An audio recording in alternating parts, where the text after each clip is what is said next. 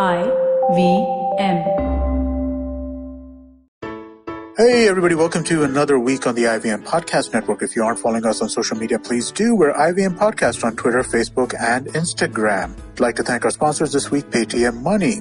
As we go into God knows what week of the lockdown, we've been trying to make sure that we get as much content out to you as possible. We had some interesting episodes in the last week. Cyrus Says we had Angad Singh Ranyal on it. That was a fun episode to listen to. On the Filter Coffee podcast, we had Taslima Nasleen and Arunav Sinha on that. That was another great conversation. Karthik Srinivasan joined Varun on Advertising is Dead. And guys, look for Pratik Oswal on Paisa Vaisa podcast with Anupam Gupta. That was another great episode. I'd also like to let people know that the show that we're doing with Ms. Rashish Vidyarthi, Begin the Journey, is now going to be releasing 3 times a week. So do check that out. I'm sure you'll enjoy that. And let's get started with your show. When I say the word TikTok, what generally comes to mind?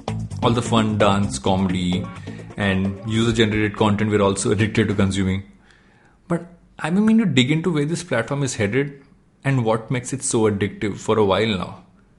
But instead of going about the straightforward way, I thought it'd be interesting to kind of go to the future before addressing the present and even looking back at the past. And that's also something that's been on my mind after I recently got introduced to a company that's building almost the next stage of content creation on TikTok and has been building out editorial content on a platform that we're all so used to just having raw user-generated content on. And this company is Flighthouse.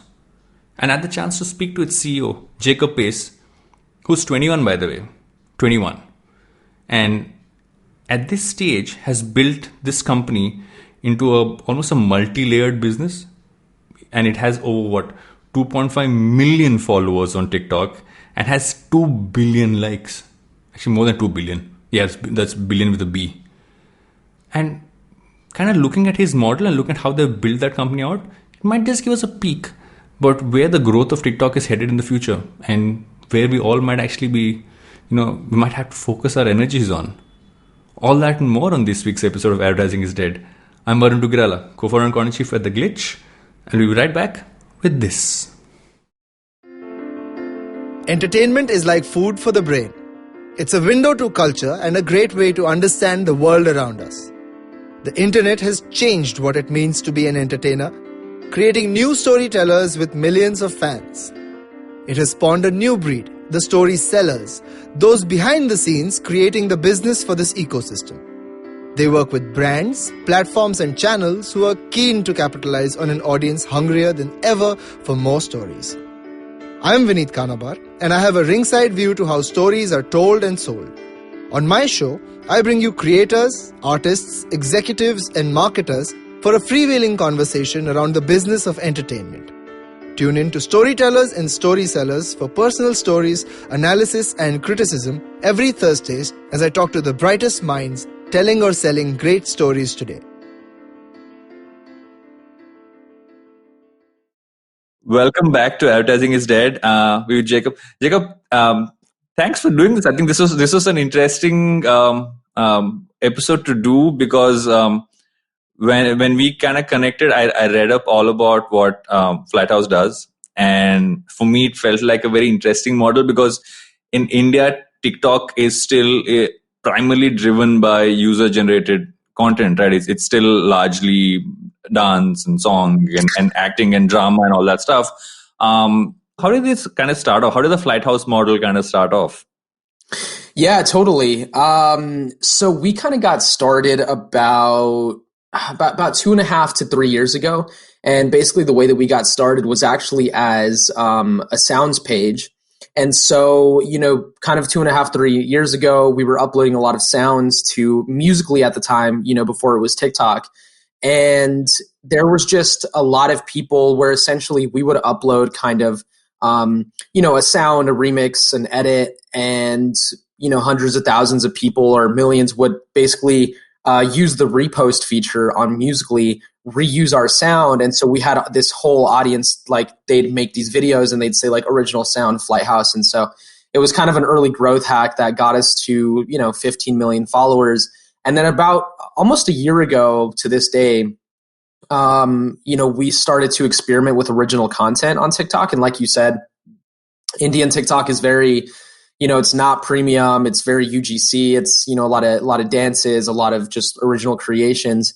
And so, we were one of the first companies and still to this day, one of the only, if not the only companies that really experiments with premium content on TikTok for TikTok and really geared towards that audience. And so now, we produce a variety of original shows like Finish the TikTok Lyric and Dance Charades that kind of go out on our channel. And so we're at like 24.5 million followers now. And it's definitely nowhere near, Charli's 50 million that she hit today. But, we've been growing it as much as we can. Yeah, the moment I went to your TikTok page, what I found interesting was the fact that there was just generally visually, it felt very different from what you would technically always see on TikTok. But also just that kind of shows that you kind of build the properties are, I wouldn't call them simple, but it's something that you continue to watch because, for me, Finish the TikTok Lyric was interesting because I was trying to guess what the song was. And it's such a basic thing that we all do. So if you kind of go back, you started off and you still do a bunch of, do you still do A&R work or you started off as an A&R executive? Right? No, that's a good question. So basically I kind of got started off doing like marketing and A&R work, and that just kind of transformed into obviously what I do now. But without saying too much, we got some big stuff on the way. And we're definitely, music's still a big part of just like what I'm personally really into. And I think a part of the DNA of the company. So, we got some projects in the works where I think I'm going to have to dig back up those A&R skills.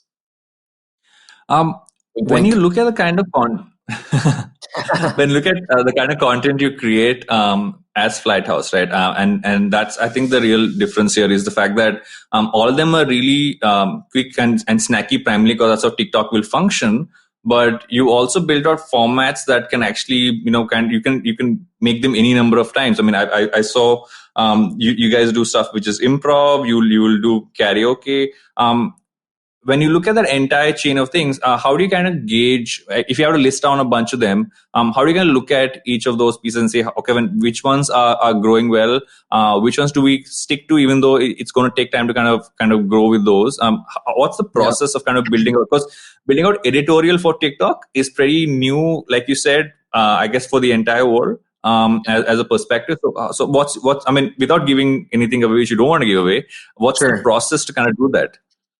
Yeah, that's a really good question, actually. And I think that's just kind of the balance between, that's kind of the age-old question of like, at what point, if I'm consistent with something and I don't see results, at what point do I take a step back and be like, do I continue to do this thing, right? Like, I always kind of use the example of like, this whole idea, like I'm a big believer in the 10,000 hours, but there could very well might be somebody that's like, tries every day to be like the best swimmer, but then they're just not ever hitting number one. And then it's like, do you need to take a step back and be like, do I actually have what it takes to be, a professional swimmer? So I don't know. That's like a funny analogy, but I guess my point is, it's very similar when it comes to deciding sort of what products we decide to keep on. And there's going to be those quick successes like, Finish the TikTok Lyric where we upload it and the first upload got like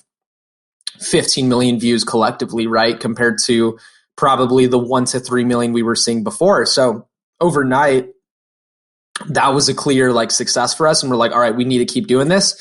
But we're also in the process of creating products where I think we tentatively look at it as like, let's put this new product out. Let's try something new. Because I think a big goal for us, especially this year, is creating our own personalities. Because the thing about the concepts we have now is like everybody, all the talent kind of steps into the universe we've created, but we don't actually have any personalities that like stand for Flighthouse. And so that's what we want to create. And so I anticipate, it's going to look a little, not look differently than what we have going on right now, but it's definitely going to be maybe a little bit harder for the audience to chew because we're trying to evolve and take a step forward.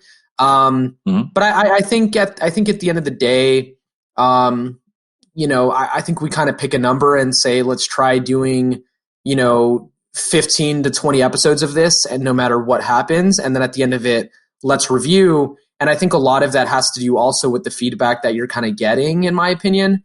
I mean, even a really, really good story that I point to is like, the show Hot Ones, right? The one where they eat the hot wings. Mm-hmm. Yeah. So that show had actually been around for about a year, I think, and it wasn't really Complex's best performing show. And then one episode took off, and the rest was history, right? So just to explain to someone who hasn't seen the show, I think actually I'm going to let you explain how the show functions. Yeah, go for it. I've seen it. I find it really it's so random. It's fun. But just to explain to it, I think a couple of things. Let's explain how Hot Ones works. And I also want to kind of run through, then maybe I'll try and run through how Finish the TikTok Lyric really works. Because I think let's find that correlation. Considering we have an audio audience right now, which is what I remember what you're talking about this. Yeah, totally. Yeah, so do you want me to explain how both of them works? Yeah. Yeah, so Finish the TikTok Lyric, really simple concept. Basically, there's a lot of really big songs on TikTok, so it's just like we sort of took Finish the Lyric and kind of applied it to kind of the TikTok world. So we have two guests in the studio, play them a song, stop the song 10 seconds in, and then whoever can press the buzzer in the middle of the table first and guess the remainder of the lyrics of the song wins the point, or the mini round, whatever you want to call it. So yeah, that's a really successful concept of ours. And so, we've included a lot of the really big TikTok songs into that segment. And, it's a pretty successful concept of ours. Hot Ones, very simple concept as well. It's by Complex and something I really enjoy. Basically, this is a show where it's this interview host. I believe his name is Sean Evans, and he interviews like a lot of really big celebrities like Post Malone and, Scarlett Johansson. And he brings them onto the show, and he asks them questions. And then with every question, they start with like a basic hot wing, and then it gets progressively hotter and hotter and hotter and hotter and hotter. And so they have this hot sauce called like the Last Dab, and it's like the hottest one. And so, I mean, it's kind of comedy seeing, your favorite celebrity like choking up over like hot sauce and answering questions at the same time. And so what I was saying earlier is Complex had been running that show for a year, and it wasn't really their best performing show. And then a year in, it started to really pick up.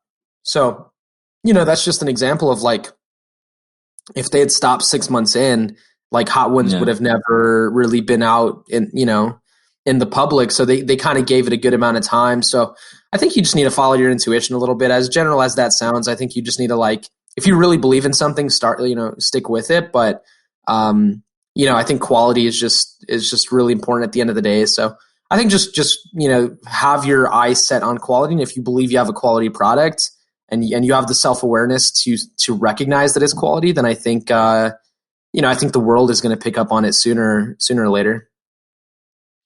I think what's interesting about the formats you have, right? Even if I just look at this one we spoke about, which is Finish the TikTok Lyric. What's interesting is the fact that it's interactive in a very interesting way, where anybody who's watching it is also trying to finish it. Like it's kind of like what all game shows have always had, and a bunch of the stuff that you do has that, right? So and it's an interesting, because we always traditionally thought interactive on a digital platform meant that you need to have something on the app for you to be interactive. You're kind of using an old school trope of what interactive was with every single game show you always had, and using that here. Do you think that's one of the core pieces that, especially for a platform like TikTok, that can actually use, I mean, in general as well, that's something that's very underused? Do you guys kind of feel that was the point? Yeah, I mean, that's a really good question, right? I think, I actually wanted to touch upon that earlier, so I'm glad you brought it up. But yeah, we always kind of point to, Finish the TikTok Lyric as a segment that performs well because it's so interactive. And like you said, you're playing along with the people on there as well. And so it's a really hard thing to tie into every single piece of content, but it's an element that we strive to incorporate into our content, is making it as interactive as possible with the audience. So it's like they can kind of play along, they can play along as well. And yeah, I think it's huge for the engagement. Like it's huge for the engagement, because then it's like it's something that's like you're not only watching, but you're playing along with. And I think there's something really cool in that. What I also found interesting when I was reading up about you and Flighthouse is the fact that your entire company is pretty much filled with people who are Gen Z. I would say that all of you all are in your like early 20s, Yeah. ish, and Ish. and ish, or is it early 20s? Yeah. Ish there. Does that also kind of like give you because one of the questions everyone has, right? I think this happens every couple of years. I mean, a couple of years ago, okay, how are we going to engage with millennials was the question. Now everyone's talking about Gen Z. It's going to be Gen Alpha and whatever. I mean, people saying post COVID is going to be called Gen C. I don't know, and that someone came up with that. So Post COVID. Post COVID is going to be Gen C. Gen C. Yeah, that's pretty smart. Yeah. So, I mean, what are the aspects do you think? And I know some things will be obviously culturally relevant. Like in India, it'll be different from how it's in the States. But in a wider sense, what do you see as pieces that kind of connect to Gen Z better? Yeah, for sure. So yeah, I think to kind of answer your other question, yeah, I mean, we're a pretty young company. I think aside from being young, I think what really sets us apart is how much we truly care about, TikTok and just outside of that, what's going on with, media disruption and just the amount of trends that we see, including TikTok and outside of TikTok as well. I think we just care a lot about it and, genuinely enjoy it. And then, yeah, you were asking kind of like what it takes to kind of tap into Gen Z. Yeah. I think,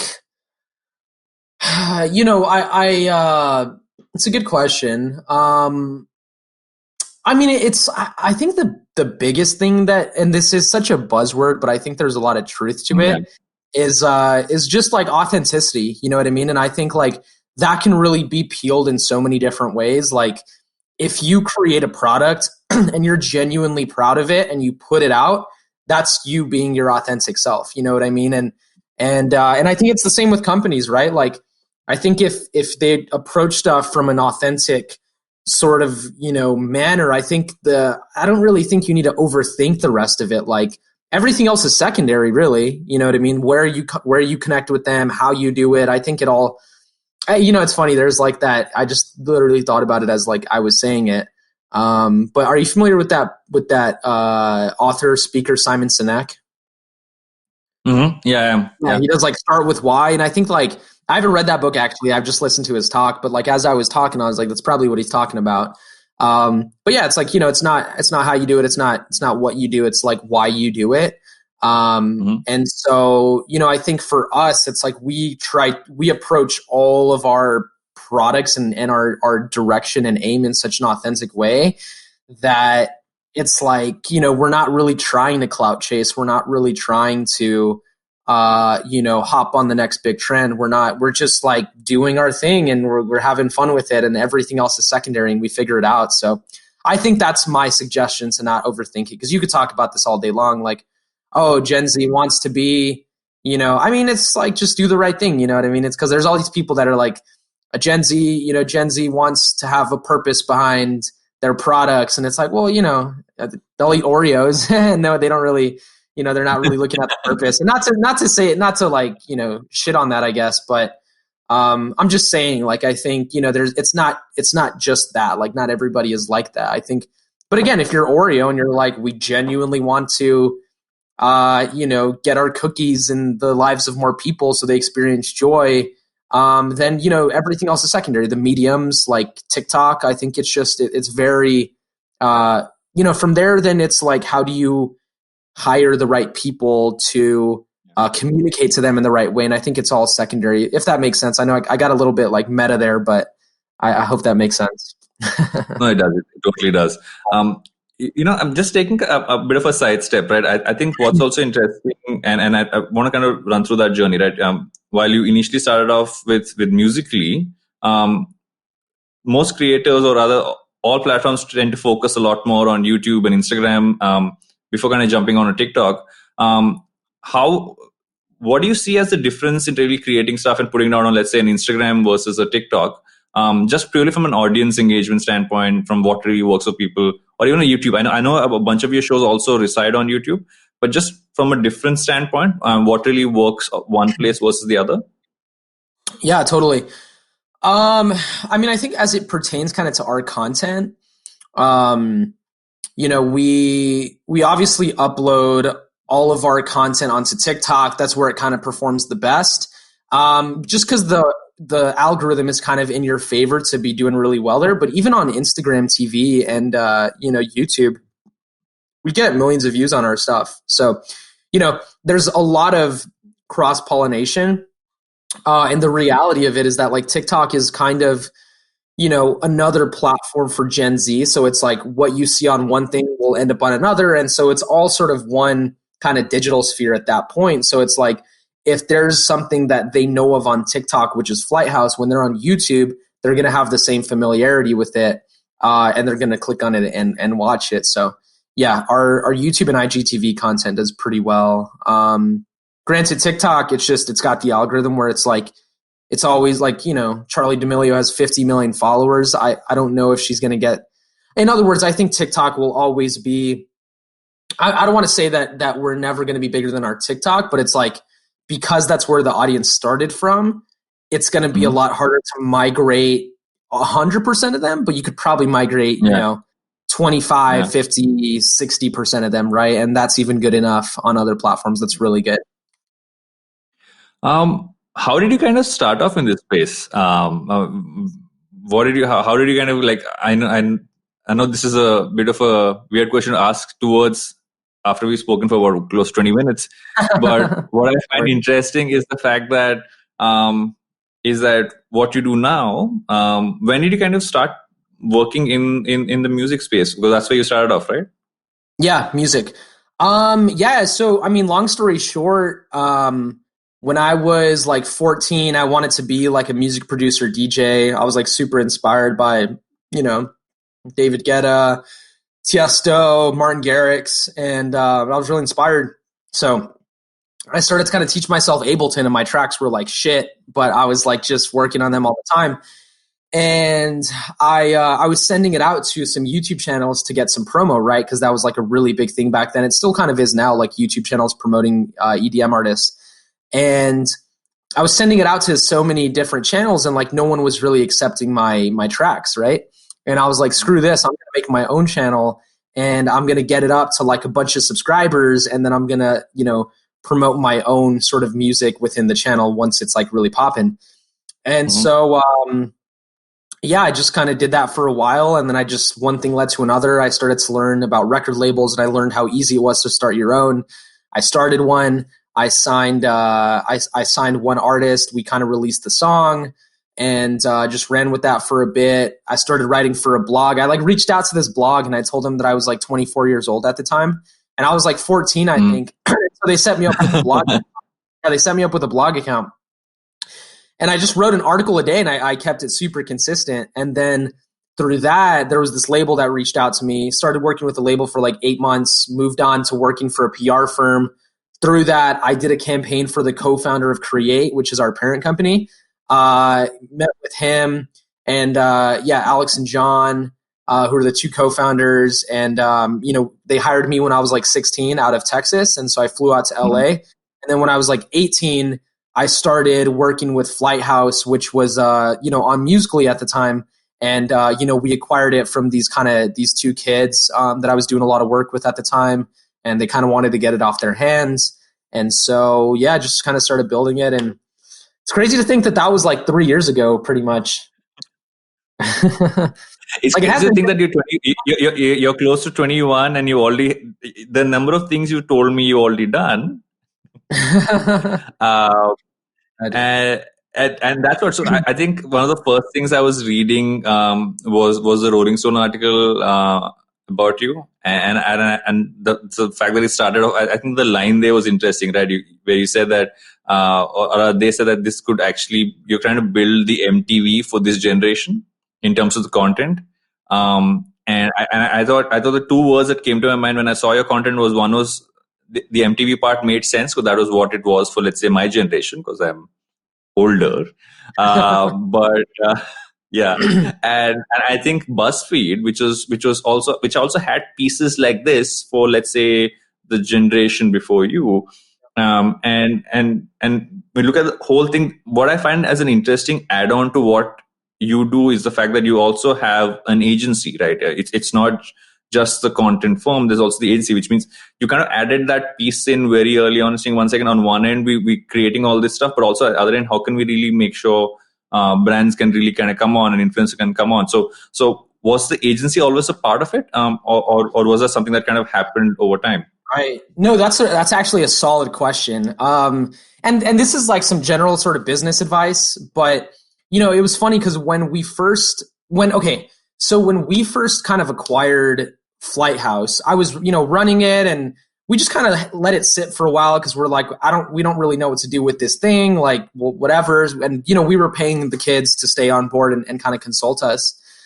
And, I think there was kind of a turning point where we had been sitting on it for like almost a year. And I was just like, I think we should try and figure out like what to do with this page. Right.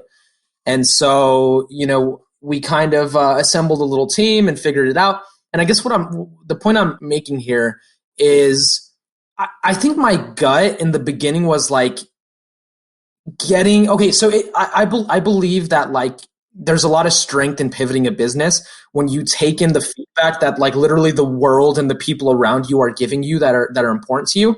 So like, for example, we had a big sounds page that labels found valuable to promote their music on. So naturally, I was contacting label marketing departments and saying, hey, are you interested in promo? Are you interested in promo? I'd hop on the phone and, I'd sell some slots like 5K here, 10K here, whatever it was. And I would get labels asking me, hey, by the way, do you guys also run campaigns? Like, do you guys, do you do campaigns? And, my gut was like leaning towards like, yeah, that's something we should figure out.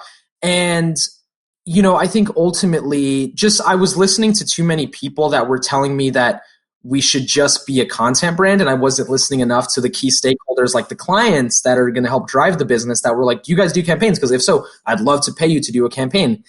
And essentially I was just listening to too many people around me that were like, if you're going to be a content brand, be a content brand. You can't also be an agency.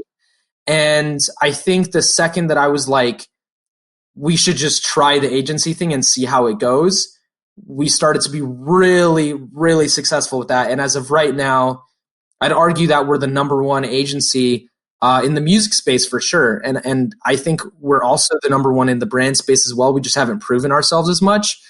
But, we've been a part of some really big stories on TikTok. So anyway, I guess what I'm saying is that to answer your question, yes, it was always kind of a part of the vision.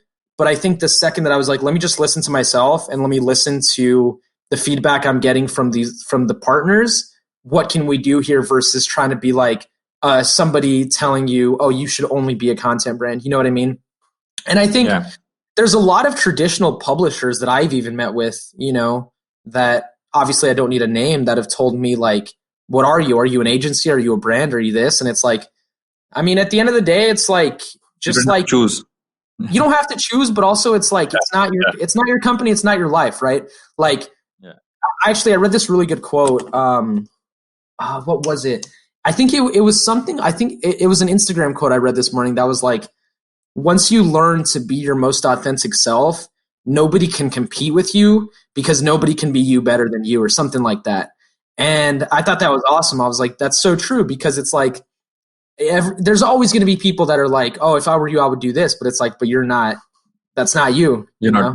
Not. Yeah, it's not you. So anyway, we do have an agency now. It's really successful, and we're going to do a lot more marketing on it in the near future. Yeah. I believe in it a lot personally. It's kind of a little unconventional, a little unconventional, but I believe in it a lot. And so we'll see how far we go with it. Do you say it's unconventional because you're a content company and an agency, or do you think your process itself is unconventional? I think both. I was saying it was unconventional primarily because of the first part, but the second part is also just as true, in my opinion. Yeah. I think also one more piece which I kind of read when I was reading up on what you guys do is the fact that a lot of labels, when they want to release songs as well, I mean, obviously that's something that started off from the Musical.ly times, but I think that's been one of the biggest driving forces, right? The fact that how can you help launch a song successfully on TikTok is actually, I think that's one of the prime ways in which you can actually make a song really become large in today's world. Would you say what's your general process on that front? Yeah, like how to get a record big on TikTok? Yeah. Yeah, I mean, like there's been like a really good case study we can kind of point to actually is this song we ran. It's called Sunday Best, and I think it's still a Billboard Hot 100 song right now. But essentially what we kind of did with that record is, we were sort of sent the record by the client and we started working on it. And we just kind of felt like there wasn't really anything in there that was like super TikTokable, for lack of a better term. So we added this thing at the end because we ran it at the end of last year. So we added like a voice to it that said like 2019 rewind, and then it went into the drop of the song. So we told influencers, we said, hey, when you use this song, we want you guys to show, like we want you to show like your favorite clips from what you've done in the past year. So it would like go into it. We had like 500,000 videos, use it in like the first week. So we ran it again, different campaign, different creative, and it got like 20 million videos. And so the song has like over 150, 200 million streams on Spotify at this point, which is nuts. And it, it helped to break the artist. But I guess what I'm saying here is, a lot of it has to do with, yes, like what is the sound, but I think most importantly, what is the creative, right? What are you trying to get other people to do with the song on the app? And I think that's such a key part of it, is like how sticky of a concept is that, right? So I think that's a big part of it. Traditionally, I mean, if you look at any TikTok video, right, generally always has, like we spoke about even earlier, a very UGC vibe. So if you look at Indian TikTok for me is a unique case study because it started off as being extremely widespread among smaller towns, smaller cities. It's kind of became this platform where someone who always dreamt of being a star or performing and never really had the opportunity because they weren't in a city could kind of go out and do that. I think the focus now also is as more and more creators are getting on it, as more and more people are getting on it, the focus has been, okay, do I continue keeping the rawness of the content, or do I start finishing up a little bit, cleaning it up, so I know for a fact that that it shows the level of premiumness, because many times UGC doesn't look premium, but it's supremely entertaining. So I think everyone's kind of, there is this confusion about, especially when brands come on, saying, do we make it look a lot cleaner or do we still leave it raw? I mean, I just wanted your perspective on that in terms of what your thoughts are on. Totally. I think it's kind of a balance, right? But here's the thing is that, I always kind of point to the example of like YouTube.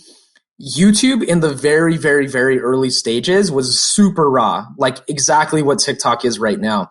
It was like like literally the most unpolished. It was like a video of somebody like at a zoo looking at a gorilla, and it would have like 2 million views. You know what I mean? Whereas now you go to YouTube and like, I feel like almost everything looks premium, right? Like pretty much, like everything's pretty premium.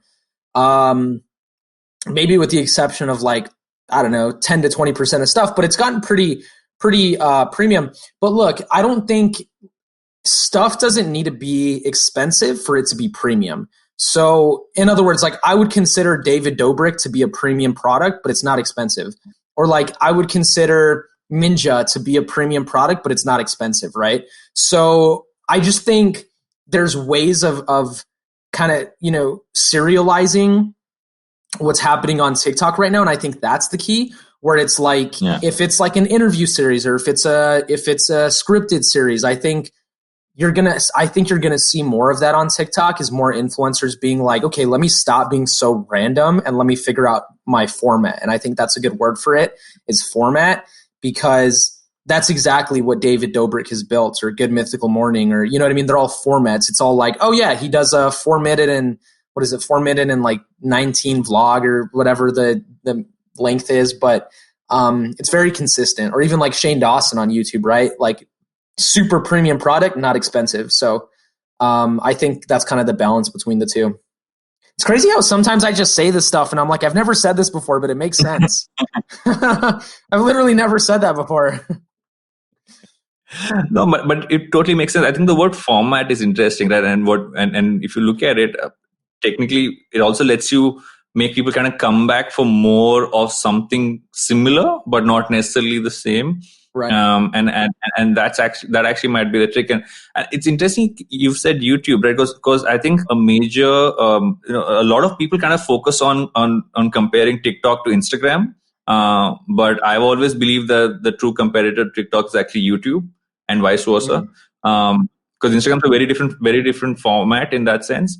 Because they're both really storytelling platforms and forming platforms. So do you, and maybe Twitch in some way, but I think that's still slightly different from there. But I'd say that all these are more, I would say you're watching stuff in an engaged format, whereas on Instagram, you're kind of still scrolling through posts and you're seeing videos. Is that how you look at it? Here's my 2 cents on it is I agree with you. I think there's a lot of people that are quick to kind of compare Instagram and TikTok. But the reason I've always compared TikTok to YouTube is because on Instagram, it's a very simple ecosystem, right? Where it's like you can literally post a photo and like that's your post. On TikTok, it's very creative, like very, very creative. And in my opinion, I feel like you see the same thing. I'd argue that on both YouTube and TikTok, there's more consumers than there are creators, right? Whereas on Instagram, I think you have a balance between creators and consumers. Very, very balanced. Like I post on my story like almost every day, right? I'm creating content. But I'm not making YouTube videos. I'm not making personal TikTok. I want to, though. I want to make more TikTok videos. But like my point is it's just the barrier to entry is a lot higher. You know what I mean? So that's kind of the comparison there, I would say. But at the end of the day, look, I think all the platforms, including us as a brand, we're all sort of in competition with each other. You know what I mean? Like I'm in competition with David Dobrik over the attention, or Snapchat is in competition with Facebook over the attention. So we're all kind of in the whole world, anything to do with entertainment, media, it's all a competition for attention at the end of the day. But I think TikTok is a little bit more comparable to YouTube for, I think, the reasons, I mentioned and you mentioned as well. So, what do you think the next steps are for how you guys are going to scale Flighthouse? I mean, obviously you said there are things you can't talk about, but what are the things you can talk about in terms of how you guys? Totally. I mean, it's pretty simple when I think about it. I think it's just continuing to scale our agency side of the business, and really showing brands what we're capable of doing on that end, and just making it higher and higher quality. And then on the media side, as it pertains to the whole business, is just creating a very diversified business that's like not just TikTok, but is also Snapchat. It's also podcasting. It's also, and I think just continuing to recognize what the new content platforms are. And like it was such a defining moment, I think, in what we did to produce content on TikTok, because that just proved that you can experiment and be successful with it, right? And it's like, don't get me wrong, we failed so much, but I think that's just like, I'm really excited to see what the next big thing is, because like the more money we get and the bigger we are, the better we're going to be able to experiment. And I think it would have taken a very long time for media brands to experiment with TikTok in the way that which we did. And so I'm just excited to continue to do that with like newer formats, whether it's podcasting or and I also have a prediction that I don't think everyone's always like, what's the next big app? I don't think there's going to be a new app for a while. I think it's going to be like consumption. I don't even know what to call it, but like, I think podcasting and audio is going to be much, much bigger. I think like some kind of like, I don't think there's going to be like an AR VR app necessarily, but I just think that is a trend. I think we're going to see trends, but I don't know if there's going to be like another big app for a while, but it's just my 2 cents. What do you think? I kind of agree with you. I've kind of doubling down on audio because I feel that that's. I don't. What has been interesting for me has been the last month. Until a month ago, I looked at all the touch points of when people will listen to podcasts, right? Which was traditionally always when people would commute or when people were at work. In my mind, I was like, is that kind of going to go down because people aren't commuting? Right? They're literally commuting between rooms in their houses. But what I've seen is actually the fact that it's still something that's consistently a part of their day, and it's a passive medium. So I think we have primarily most visual mediums which you have, be it across all our social platforms, are primarily active mediums. Right, you need to hold that screen, you need to look at the phone or look at any screen you have. Audio is the only thing which kind of you can do other stuff while you're listening to it. Like I do household chores while listening to my podcasts every day. And I think that kind of literally is. I mean, I think it's a very different medium for that in that sense. And also, it's. I think it's kind of like I don't think it's radio. I think people compare it to radio, but I don't think it's radio at all. I think it's got so many angles it can take. But I also feel that I think this generation or other people who are at present are people who grew up with creation, right? I mean, all of you kind of grew up with a phone, so creating is almost natural to you. Whereas for someone like me, we started with, not to make myself seem extremely old, but when we first got cell phones, it was something we could maybe play a game on here and there, but you couldn't create on it. I think now every single phone is a device. So insane. And so you're almost like a generation of creators who are creating and consuming at the same time. So anything that kind of helps build that cycle is what's going to work. I mean, AR is an interesting point. I think that's the fact that filters work so well, that's AR, right? I mean, we don't compare it to AR, but that technically is AR. I think we always start with the fun stuff and then it goes a little deeper and we do stuff that's a lot wider with that. Yeah, totally.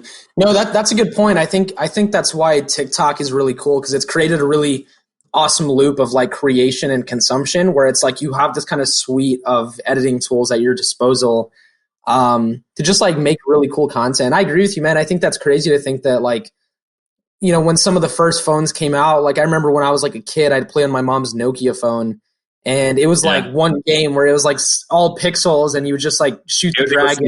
We'd only play Snake on that one Snake game. Like Snake, like games like that, you know, it was nothing crazy. That's funny. Yeah. Before we wind up, there's this piece which I do at the end of every episode where I kind of segue into asking you a couple of random questions. What is that piece of useless information that you consume which people who know you would assume you don't? Piece of useless information? Probably... Like media or anything? Anything. It can be anything you want. Anything? It's Medium funny. Something you do. Yeah. So here's actually I would actually point to this. So like before quarantine, I was like literally, I mean, I still am really busy just in a different way. But before quarantine, it was like meeting, go out to this event, go out to this dinner, wake up, work out, do it again. And so I was literally like, I wasn't consciously thinking I have no time for, games or whatever, but I was just like, I mean, I really don't, it's hard for me to like stop my brain and be like, let me pay attention to this video game for a while. But ever since quarantine happened, I've had a lot more time. So I started playing Fortnite and I'm at like level 65 already. So I think a lot of people don't know I play Fortnite, but I actually really enjoy it. Perfect. What are your recommendations? Just to read, to listen to like just consume. What do you recommend? Dude, so check this out. Here's what I will say is, so it's funny. Like I remember when I was a teenager, like when I was like 15, I think I picked up, what was the book? The Tipping Point. Have you ever read that book by Malcolm Gladwell? Yeah. That was the first like self-help book I read. And so I read a bunch of books, and I always kind of told myself this rule. I was like, whenever you open a book, you need to finish it. And it didn't matter how good or bad a book was. And then I read this book by Tim Ferriss called The 4 Hour Work Week. And there was this really awesome chapter that was like, just because you open up a book doesn't mean you need to finish it. A bad book's a bad book. If you don't like it, just stop. So I closed that book, obviously, because it was shit. No, I'm kidding. No, but I thought it was a good chapter. And so after that, dude, I've been so bad about it, but I've probably not finished like over 20 books probably. And the last book that I was literally like so glued to the contents of it was this book. It's called How to Be Yourself. And I think it's called How to Be Yourself. And it's by this author, and it's a book about social anxiety, right? Because I think in an age where, anxiety is at an all-time high, depression's at an all-time high, it talks a lot about the feeling of kind of anxiety.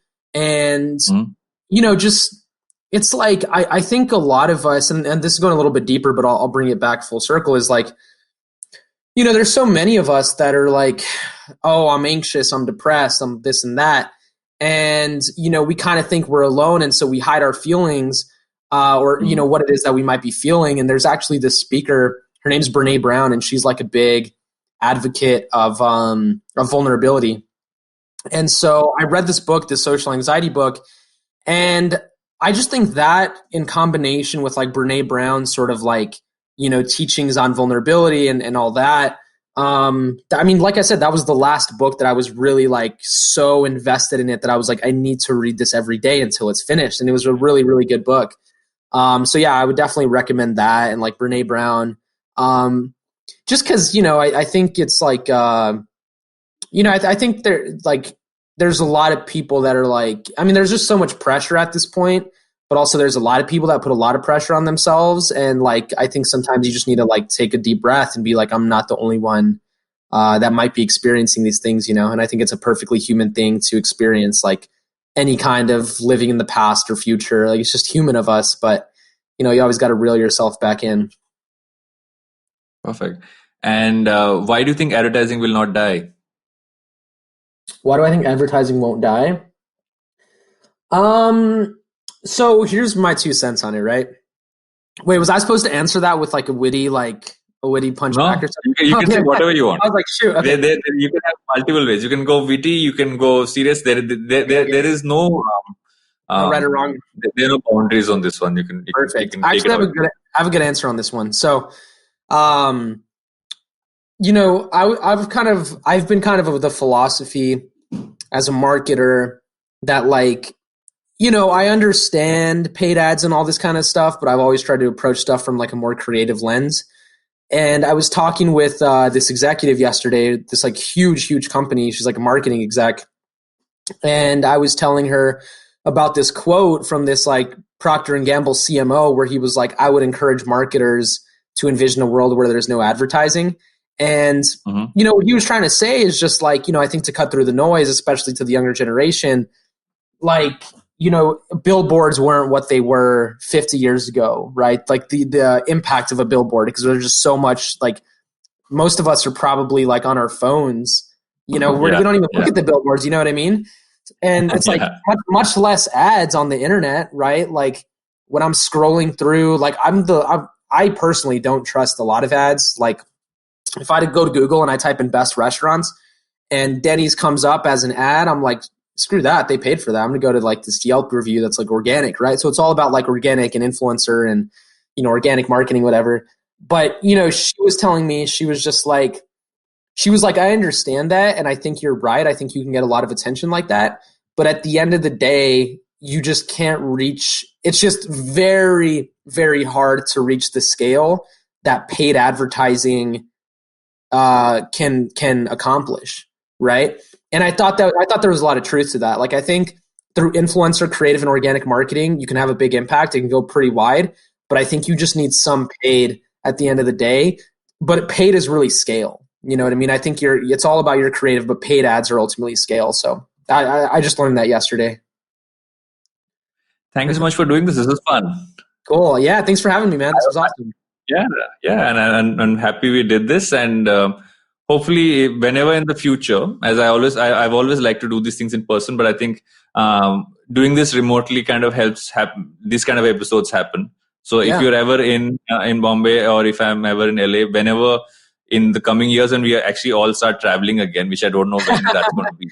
Hopefully soon, right?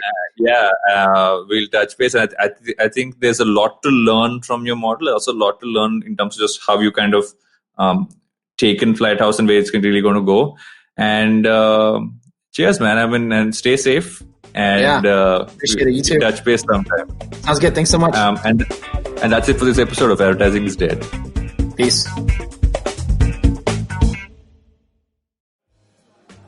Beta, did you know 79% of all scientists in NASA are Indian only? देखो, India में tax सिर्फ middle class भरती है. Everyone is just enjoying free यार. आजकल के youngsters are only interested in partying and enjoying. उनको देश की पड़ी ही नहीं है. बेटा तुम बस शादी कर लो, उसके बाद तो you can enjoy life like anything. I will tell you what this country needs. This country needs 15 years of dictatorship. That is the only way to become a superpower.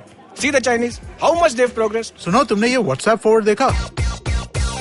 So what's common between all of these statements? They're all absolutely rubbish. Fake WhatsApp forwards that spread like wildfire. And statements that defy any logic. We are here to debunk them all. Way of family WhatsApp groups, worst nightmare.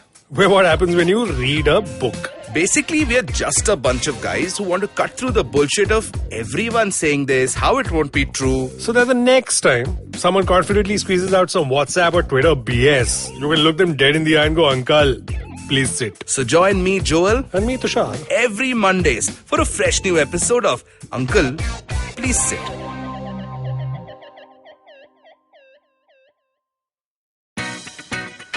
Hi guys, this is Ayushi. And I am Ritasha. And welcome to Agla Station Adulthood. It's a fun podcast we've got going on and we'd love for you to tune in and enjoy with us. Join us as we stop at various stations and discuss different topics that seem to be bothering us and hopefully Dating, you as relationships, beauty, just being an adult, lots of different things. We don't have a great grip on it, but we've done okay so far. Catch Agla Station Adulthood every Thursday on the IVM app, the IVM website, or wherever else you get your podcasts.